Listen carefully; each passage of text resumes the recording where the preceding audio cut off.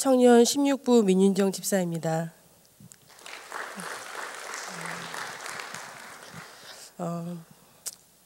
보잘것없는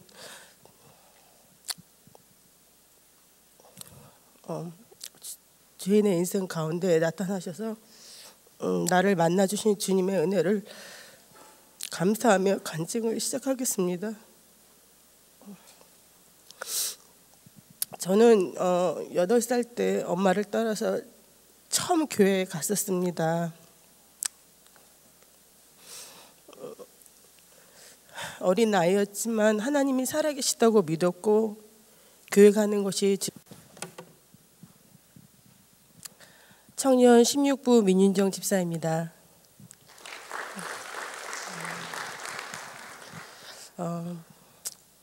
보잘것없는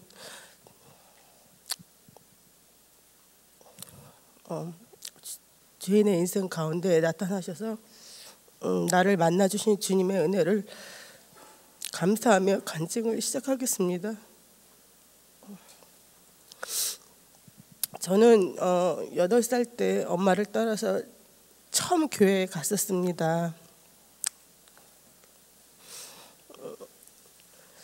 어린 나이였지만 하나님이 살아계시다고 믿었고 교회 가는 것이 즐거웠습니다. 그러나 교인과의 일로 실망한 부모님은 멀리 이사를 결정하게 되었고 저는 자연스럽게 교회와 멀어지게 되었습니다. 그 후 우리 교회에 오기 전까지 단 한 번도 교회 가본 적이 없습니다. 제 꿈은 사회에서 성공한 배우자, 또 큰 키의 배우자, 현모양처로서 자식을 많이 낳고 건강하게 잘 사는 것이 제 꿈이었습니다. 1993년 그 꿈을 이루기 위해 미국에 왔습니다. 그 꿈을 이뤄줄 약혼자의 배신으로 마음의 상처와 괴로움에 죽고 싶었던 적이 있습니다. 그러나 그 어떤 것도 위로가 되지 않았고 모든 것이 다 원망스럽고 힘들어서 더 이상은 미국에서 살 수가 없었습니다. 나를 미국에 보내고 기도하며 눈물로 지새울 엄마가 너무 그리웠고 문득 어릴 때 만난 하나님이 생각이 났습니다. 하나님이 이 상황에서 저를 건져주실 것만 같았습니다. 처음으로 간절히 하나님께 도와달라고 기도했습니다. 한국에 돌아가려고 막 정리할 무렵에 우리 교인의 전도로 예수문교회에 인도함을 받았습니다. 예배 첫날부터 눈물이 멈추지 않았습니다. 오랫동안 날 기다려주신 주님을 느낄 수 있었어요. 이제야 돌아온 나 같은 자를 용서해 주시고 예배통에 맞아주시는 것 같았습니다. 내 마음은 두려움이 없어지고 평안함을 느꼈습니다. 그리고 어느 주일날 목사님 통해서 성령을 체험하였습니다. 미쁘시고 우르신 주님을 만나니 마음의 상처와 또 친구의 배신도 부모님에 대한 미움도 모두 용서가 되었습니다. 저는 조회 1기에 참석해서 큰 은혜를 받고 내 영혼을 위해 살자고 작정했습니다. 교회 일이라면 내 한 몸 희생해도 당연하다는 생각에 어떻게 하든 교회 일을 돕고 싶었습니다. 주의 민박을 위해 저희 집을 내주고 저는 친구 집에 묵으면서 각종 봉사하는 일들이 주님께 참으로 감사하고 기뻤습니다. 그리고 제가 끈기가 없는데 그 주중에 단 하루 쉬는 날 목사님 댁에서 선교 비디오를 만들어 보내는 봉사도 하게 되었습니다. 배우자를 위해서는 교회에서 충성되어 일할 사람, 또 교회를 떠나도 떠미로도 나가지 않을 사람, 예수를 위해서 목숨도 아끼지 않을 사람 만나게 해달라고 기도했고요. 목사님의 권면으로 남편을 만나게 되었는데 저희 목사님께서 저는 제가 목사님께 키가 너무 작아요 했더니 목사님이 고기 덩어리가 이만큼 있는 게 내가 상관이 있냐 하시며 작은 거인이라고 하시면서 헝금한 것을 보여주셨어요. 그래서 제 마음에는 이 땅에 심지 않고 하늘에 심은 이 사람이 내 배우자라고 생각되었고 그래서 결혼하게 됐습니다. 저는 은혜 받은 후 단 한 가지 기도 제목이 있었어요. 그것은 내 영혼이 가야 할 길을 알려주시는 우리 교회에서 우리 가족 모두가 함께 신앙생활을 하는 것이었습니다. 새벽마다 울며 불쌍한 우리 가족 예수 만나게 해달라고 기도했어요. 마침내 부모님과 동생도 기도 응답으로 미국에 들어와 우리 교회를 섬기며 함께 신앙생활을 하게 되었습니다. 결혼 후 아이들을 키우며 많은 영적 체험을 하게 되었어요. 큰애가 5살 때 열이 펄펄 나고 배가 아프고 귀가 아파서 너무 괴로워할 때 온몸이 불덩이 같은 아이를 데리고 우리 부부는 간절히 믿음으로 기도하였습니다. 우리는 쉬지 않고 방언 기도를 하며 더러운 귀신을 쫓았습니다. 아이는 계속 헛소리를 하고 울며 보챘고 아픈 아이를 보니 차라리 내가 대신 아팠으면 좋겠다는 생각만 들 만큼 내 마음도 아팠습니다. 기도하는 중 남편은 구역식구 문제로 급히 나가며 쉬지 말고 기도하라고 계속 기도하라고 해줬고 저는 아이에게 귀신의 존재에 대해서 그 아이가 알아들을 수 있는 만큼 설명하고 예수 이름으로 나가라고 명령을 했습니다.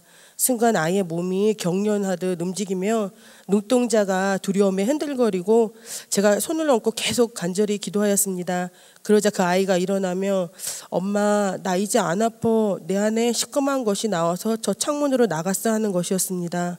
그리고 언제 그랬냐는 듯이 아파냐는 듯이 웃고 뛰어다니며 밥도 달라고 했습니다. 아이의 영적 체험을 뒤에서 다 지켜본 부모님도 굉장히 놀라워하셨습니다. 또 한 번은 아이의 오른쪽 손가락이 차문에 찢어졌어요. 그런데 꿰매지 않아서 아물어가는 과정에서 속살이 혹처럼 툭 튀어나왔습니다. 주위에서 왜 진즉 병원에 안 데려갔냐고 걱정스러워했고 의사는 아이가 글씨 쓰기도 어려울 테니 커서는 손가락 성형을 해야 된다고 했습니다. 왜 이제야 데려왔냐며 엄마가 맞냐고 했습니다. 내가 병원에 늦게 데려가서 아이의 손가락이 기형이 된 것에 대한 죄책감에 가슴이 아팠습니다. 하지만 주님께 다 내려놓고 그때부터 다친 손가락에 하나님의 생명이 충만하기를 몇 달을 기도했습니다. 그 결과 상처 하나 남지 않고 손가락을 깨끗이 치료해 주셨습니다. 지금도 그 손가락을 보면 하나님께서 우리 가정에 주님 살아계심이 나타내 주심이 감사합니다. 8식구가 한 집에 다 같이 모여 사는 것은 쉬운 일이 아니었습니다.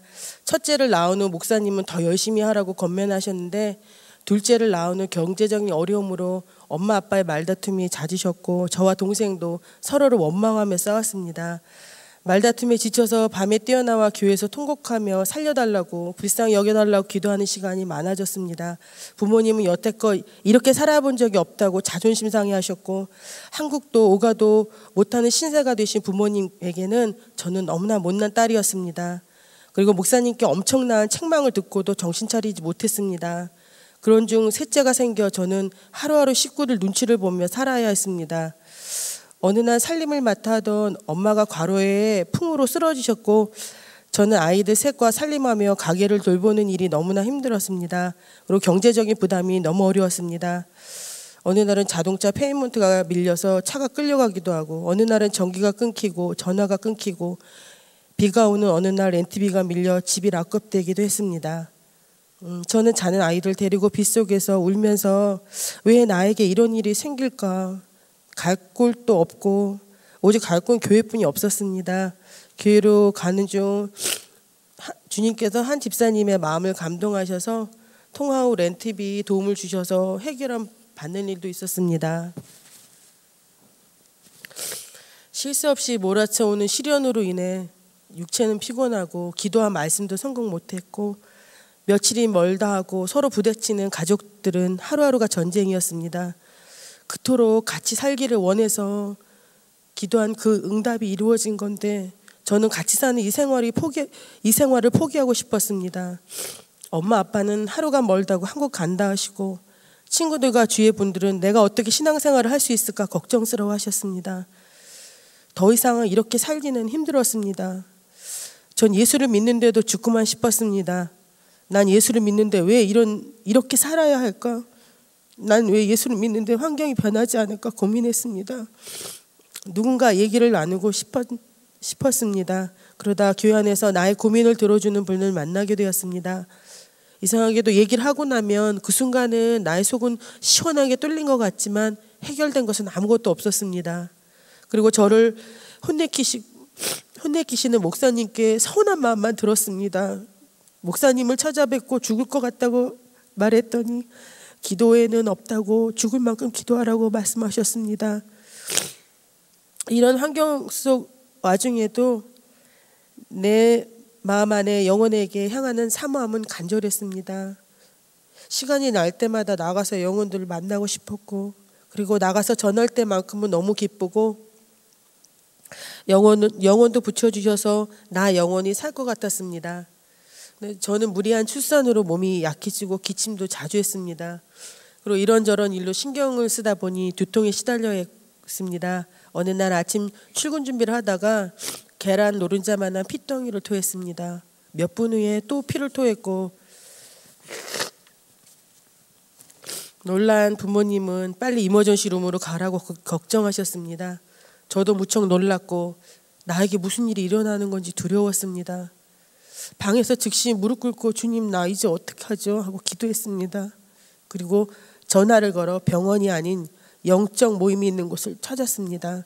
교구에 성경 공부가 있는 모임에 가서 피는 멈췄지만 또 집에 돌아와서는 3번 정도 다시 피를 토했습니다. 다시 피를 토하고 보니 마지막 같은 두려움이 밀려왔고, 만약 내 육체 시간이 얼마 남지 않았다면 나는 무엇을 할까 생각했습니다. 불쌍한 아이들과 여행을 갈까? 남편과 여행을 갈까? 나 때문에 모든 짐을 지어야 할 내 동생, 불쌍한 남편, 우리 아이들, 나 어떡하지 하고 고민했습니다. 예전에 예수님을 처음 만났던 때부터 예수복음교회에서 신앙생활하는 지금까지 나를 돌아보았습니다. 그리고 은혜가 생각나지 않는 만큼 내 육체와 내 환경을 짓누르는 무거움의 원망과 불평했던 것들을 눈물로 회개했습니다. 남편과 함께 교회에 가서 지금까지 날 살린 하나님을 찾았습니다. 나는 왜 지금까지 예수복음교회에 남아 있어야 되지? 나는 왜 이렇게까지 신앙생활을 해야지? 이 죄인을 살려주신 주님의 은혜 앞에 회개의 눈물이 폭포수같이 터져 나왔습니다. 이제껏 불순종했던 내 모습을 돌아보았습니다. 회개하고 감사할 따름이었습니다. 그리고 그날 이후 지금까지 저는 단 한 번도 피를 토하지 않았습니다. 저는 아직까지 그 변명을 모릅니다. 또 알고 싶지도 않습니다. 다만 진리 안에서 자유한 것이 감사합니다. 내게 나타나신 하나님의 살아계심에 감사할 따름입니다. 곧이어 조회가 있었습니다. 그동안에 자주 들었던 침례 강의 시간이었습니다. 그러나 그날은 진리에 목숨 걸고 예수 그리스도의 명령을 전하시는 우리 목사님이 참 목자임이 성령으로 깨달아졌습니다. 순간 내가 왜 그동안 목사님을 오해했을까? 너무나도 죄송했습니다. 그동안 목사님께 서운한 마음을 가졌던 거에 대해, 목회자를 근심시키게 한 거에 대해 눈물로 회개하였습니다. 그 후 목사님을 찾아가 그동안 내 마음에 서운함을 가졌던 것을 용서를 빌었습니다. 목사님은 괜찮다며 저를 허구해 주셨습니다. 모든 것이 나 영혼을 사랑하셔서 하신 질책인데 너무나 죄송했습니다. 이때를 생각하면 지금도 눈물이 납니다. 회개를 통해 주님께 모든 것을 맡기고 나니 내 마음에 평안이 왔습니다.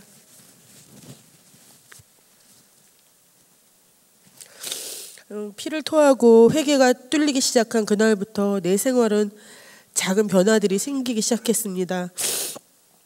늘 큰 소리가 나도 우리 가족이 여전히 물질적인 어려움을 겪는 중에도 서로를 용서하는 마음을 또 주님이 주셨습니다.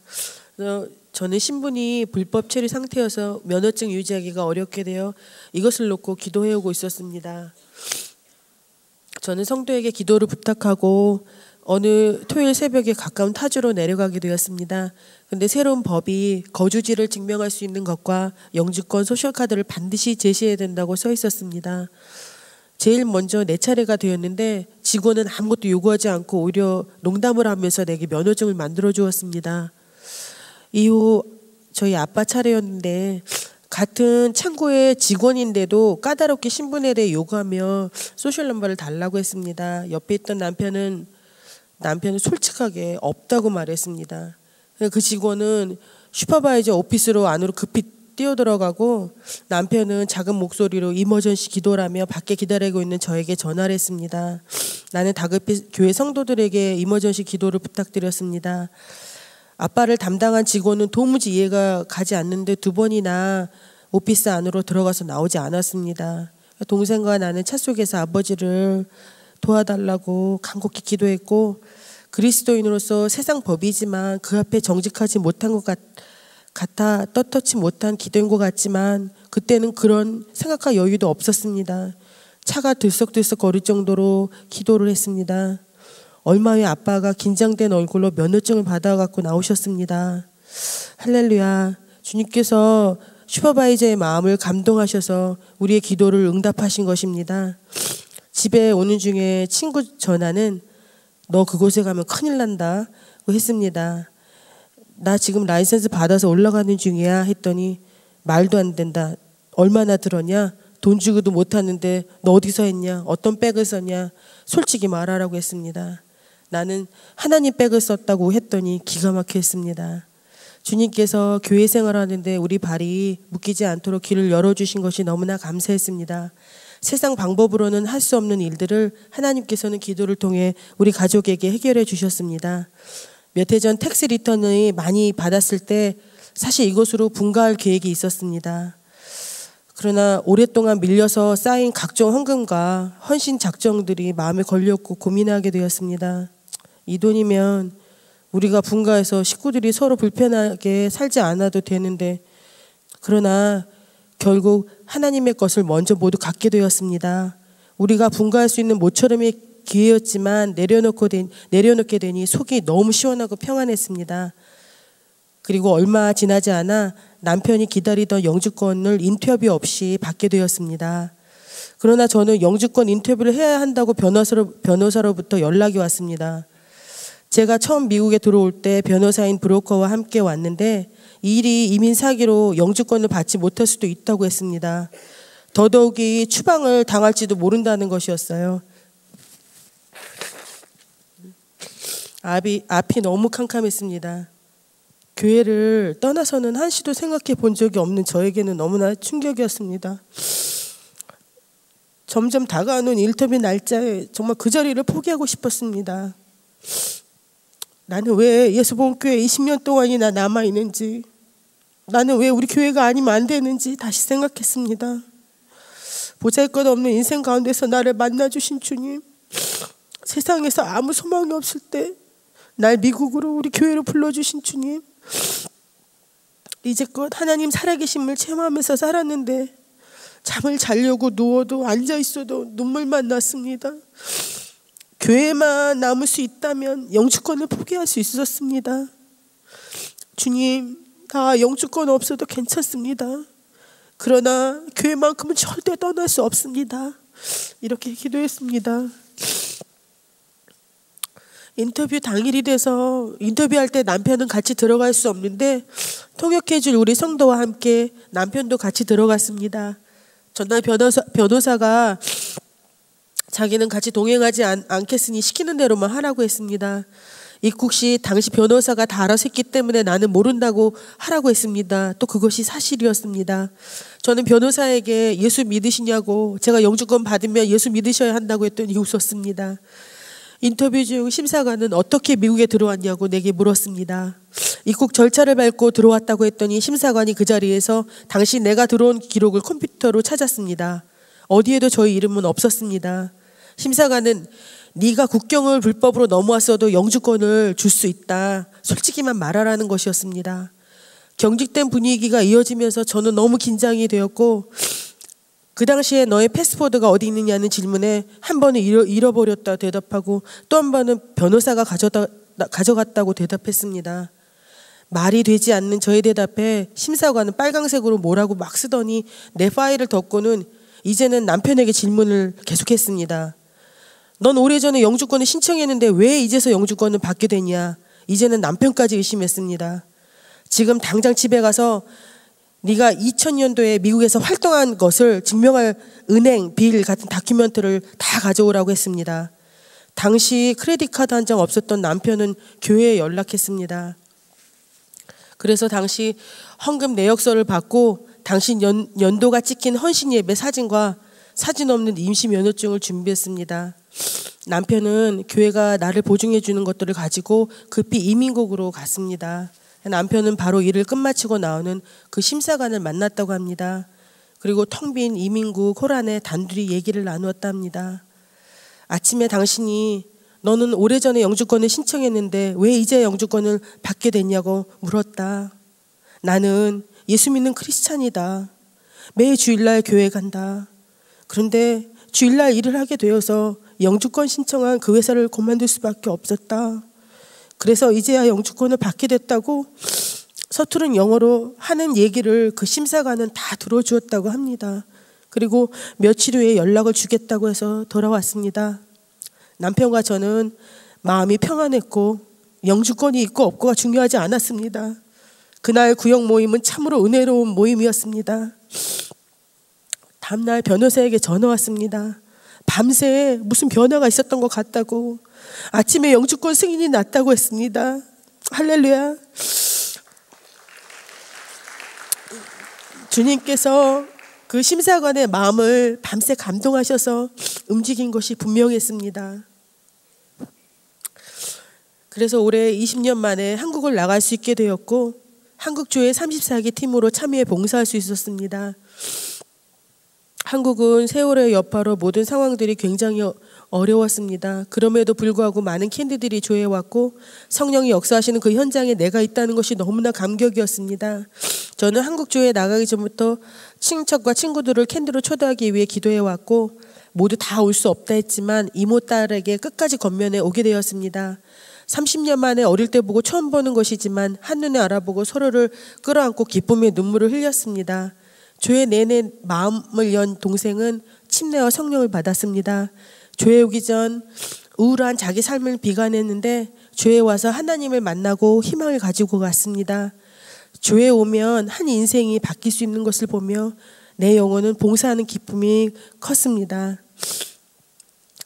아빠가 잠깐 교회를 안 나오신 적이 있습니다.